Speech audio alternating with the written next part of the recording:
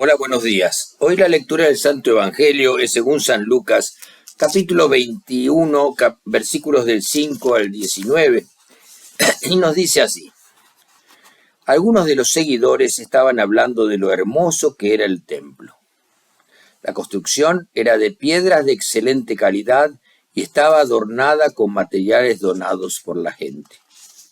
Pero Jesús dijo, llegará la hora en que todo lo que ven aquí será destruido.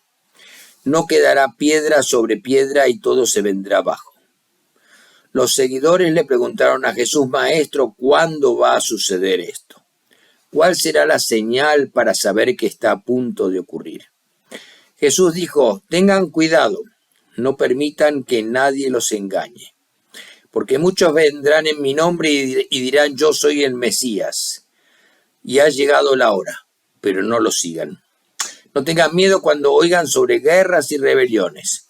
Todo eso tiene que pasar primero, pero el fin no vendrá inmediatamente. También les dijo, peleará nación contra nación y reino contra reino. Y habrá grandes terremotos y en algunos lugares habrá épocas de hambre y epidemias. Pasarán cosas horribles y vendrán grandes señales del cielo. Pero antes que pase todo eso, la gente los tomará a ustedes como prisioneros y los perseguirá. Los entregarán a las sinagogas para ser juzgados y los meterán a la cárcel. Serán obligados a presentarse ante reyes y gobernadores por estar de mi parte. Pero esto les dará la oportunidad de dar testimonio de mí.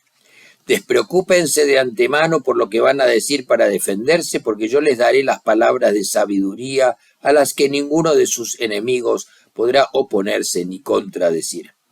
Hasta sus padres, hermanos, familiares y amigos estarán en su contra y matarán a algunos de ustedes. A ustedes todos los van a odiar por estar en mi parte. Pero no se perderá ni un solo cabello de su cabeza. Manténganse firmes a pesar de todo esto y se salvarán. Esta es la palabra de Dios. Gloria a ti, Señor. Vemos en el Evangelio de hoy, lo que nos cuenta el evangelista, que Jesús estaba en el templo con sus discípulos.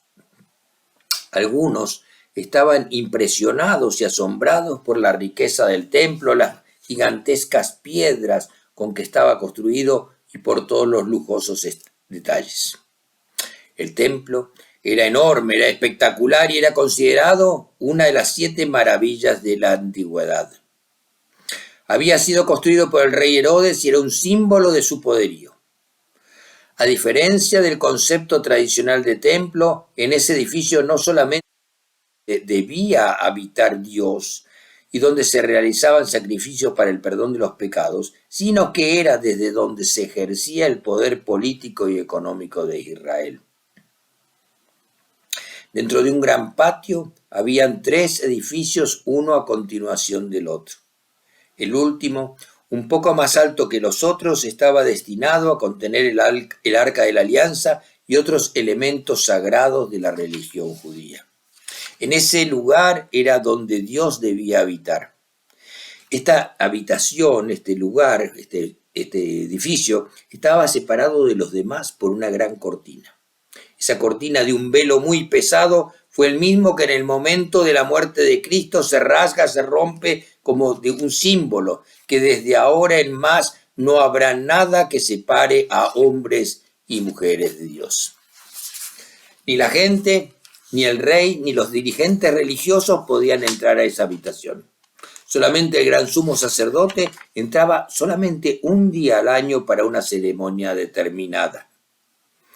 El templo era un elemento de admiración al poder del rey y los dirigentes religiosos de la época. El templo se había construido oprimiendo al pueblo, aplicando impuestos injustos, con la complacencia de los gobernantes romanos, bajo cuyo mandato estaba el pueblo de Israel. Era una especie de adoración a falsos ídolos, los ídolos del poder como resultado de la corrupción y el abuso hacia el pueblo de Israel.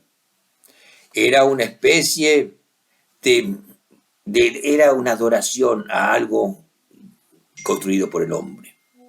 Ese lugar debía ser el más sagrado de Israel. Las personas iban a admirar el edificio y Dios pasaba desapercibido.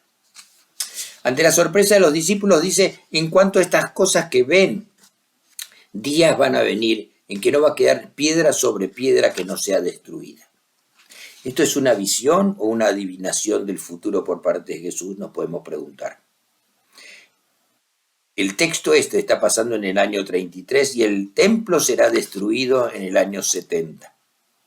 Sabemos que Jesús, al ser Dios, puede tener la posibilidad de ver el futuro, pero tal vez Él nos quiere decir algo diferente. El espíritu del templo ha sido destruido por el mal uso de la religión, por los dirigentes corruptos que solo buscan satisfacer sus intereses personales en vez de ser fieles al mandato y a la voluntad del Señor. Jesús nos advierte de la temporalidad de todo lo construido por los humanos. Nada perdura. ¿Acaso podemos adorar algo que sabemos que va a desaparecer? ¿Podemos endiosar a algo fabricado por la raza humana? El templo está de pie pero muerto. Los poderosos y religiosos se han encargado de alejar a Dios lo más posible. El espíritu de fe y lealtad al Señor han desaparecido y sin Dios en nuestras vidas nada puede sobrevivir. Y los discípulos se preguntan y le preguntan a Jesús, ¿cuándo van a pasar estas cosas y cuáles serán las señales cuando esto esté por pasar? Cristo no contesta esta pregunta, en vez de eso nos advierte de los falsos profetas que vendrán en su nombre, tomando su nombre, haciéndonos creer que ellos son el Mesías, usurpando el nombre de Jesús. Nos harán creer que ellos saben el futuro y se atribuirán poderes que no tienen. Vendrán y engañarán a muchos. Debemos ser fieles porque solamente Jesús es el Hijo de Dios y Dios mismo. Hay aquellos que, como en los tiempos del templo de Herodes, usan la religión para confundirnos y para poder realizar sus propósitos malignos. Los poderosos, los políticos, los dirigentes siguen usando a la gente. Tratan de engañarnos con falsas promesas, creando en nosotros miedos, inventando guerras y conflictos en todas partes para seguir vendiendo las armas que fabrican y para poder tener acceso a los recursos naturales que quieren explotar en beneficio personal, para continuar con sus políticas y planes de opresión y dominación. Esos falsos profetas están llevando al mundo a la destrucción, a guerras y conflictos, a cambios climáticos que traen catástrofes de la naturaleza. Esas ansias de poder, de riquezas que son utilizadas torpemente, la manipulación de los medios de comunicación para influir en la mente colectiva, creando e intentando imponer modelos a seguir de comportamiento, de belleza, de consumo, se transforman en los nuevos ídolos. Y cuando hay carencia de alguna de estas cosas, se crean frustraciones, violencias, depresiones y conflictos. Es la nueva adoración a los ídolos que han sido creados para separar y alejar al hombre de Dios. Jesús nos llama a ser fieles, a no dejarnos confundir, a no alejarnos del camino que Él nos señala. Él nos advierte que habrá guerras y naciones pelearán contra naciones y habrá hambre y terremotos en muchos lugares y dolores y sufrimientos. Cuando leemos esta parte del Evangelio, ¿no sienten ustedes como si hubiéramos recién prendido la tele y estuviéramos viendo las noticias? Frente a todo esto, Cristo nos avisa que todo esto va a suceder. Él nos llama a no tener miedo. Él está con nosotros. Toda esa violencia es parte y consecuencia de nuestra naturaleza humana, de nuestro pecado original, del desafío al mandato y la voluntad de Dios. Vivimos lejos de Él y tratamos de acomodar su mensaje a nuestra conveniencia. Permanentemente aparecen los profetas que nos hablan de que se acerca el fin del mundo y según ellos saben el día preciso y la hora. Jesús nos dice que no creamos en falsos profetas porque nada de esto será el fin. Nadie, solamente el Padre sabe cuándo será el fin de los días, cuando Jesús vendrá en gloria. Jesús nos pide que seamos fieles. Con Él a nuestro lado no debemos tener miedo a nada. A pesar de los sufrimientos y dolores, Él nunca nos abandonará. Es su promesa y que Él nos sostendrá en medio del caos. Jesús nos pide que pongamos a un lado nuestros miedos y nos invita a disfrutar de la vida y de todos los regalos que Él nos da cada día. Pongamos toda nuestra fe y esperanza en Jesucristo nuestro Señor. No nos dejemos engañar por falsas promesas ni nos dejemos deslumbrar por falsos ídolos como el dinero fácil y los lujos. No nos dejemos arrastrar por envidias o propagandas que nos dicen que debemos hacer tal o cual cosa, que debemos ser de una u otra manera. Todas esas influencias en la televisión y en las revistas tratan de alejarnos del camino para seguir a Cristo. A cambio de estas propuestas que solamente nos crean conflictos y dolores, debemos vivir las cosas sencillas tal como son.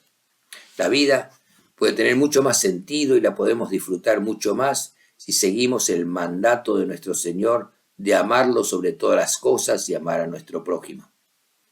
Sepamos que todo caerá o será destruido por el tiempo, la humanidad o los fenómenos naturales. Todo menos la palabra de Dios, que es Jesús, que permanecerá para siempre.